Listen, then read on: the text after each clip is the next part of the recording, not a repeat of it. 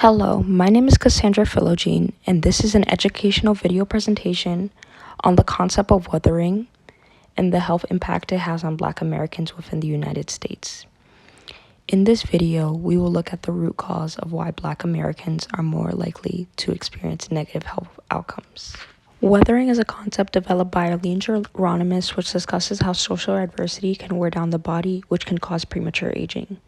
The concept of weathering came about because Arlene Geronimus was performing a study and gathering data on racial disparities that had occurred within infant mortality rates, and she found that overall Black infants were twice as likely to die more than white infants, and that the data showed that infant mortality was especially high for Black women in their 20s as opposed to Black teenagers. Geronimus's research identified that this occurred because of racism-induced stress that caused complications in pregnancies. And with weathering, there is a physiological response to structural barriers, stereotypes, and everyday violence due to a cumulative impact on society where Black Americans experience social, economic, and political exclusion. Structural and everyday violence has a physical impact on the body, and when incorporating weathering with intersectionality of race and gender, Black American women are more likely to experience chronic physical health conditions such as asthma, hypertension, and diabetes. The constant stress of living in a racist society can lead to poor health for marginalized groups. Black Americans are most likely to suffer from social inequality, which perpetuates a cycle of chronic stress within one's body. This ultimately has an effect on various health outcomes, as this physiological dysregulation causes lower life expectancy than other racial and ethnic groups, and an earlier onset and greater prevalence of disability and chronic illness. This is important because the issues Black Americans face within the healthcare system are neglected, and there is a failure in understanding that there is a system put into place that structurally causes chronic racial stress and structural violence, which produces negative health outcomes. Black Americans are perceived as marginalized, stigmatized, and insubordinate in comparison to white Americans and other racial and ethnic groups. Chronic discrimination and marginalization has an effect on the inflammatory system by causing decreased expression of the antiviral program, which works to prepare for potential injuries or illness. Inflammation is accumulated over time, therefore there is a direct relationship between inflammation and the constant stress and weathering occurring on a regular basis.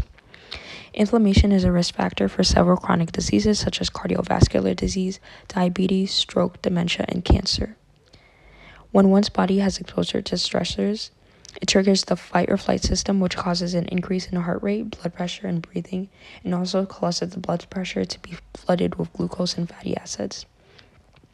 The fight or flight system being constantly activated damages arteries and veins, and also causes the release of cortisol, known as the stress hormone, which causes insulin resistance, leading to diabetes.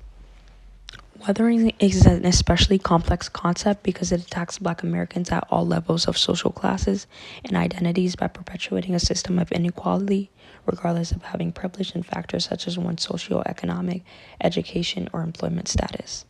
It's important to acknowledge the flaw in the misconception that improving the social standing or economic stability of Black Americans can alleviate the injustices that are faced, and that this can work towards the elimination of health disparities.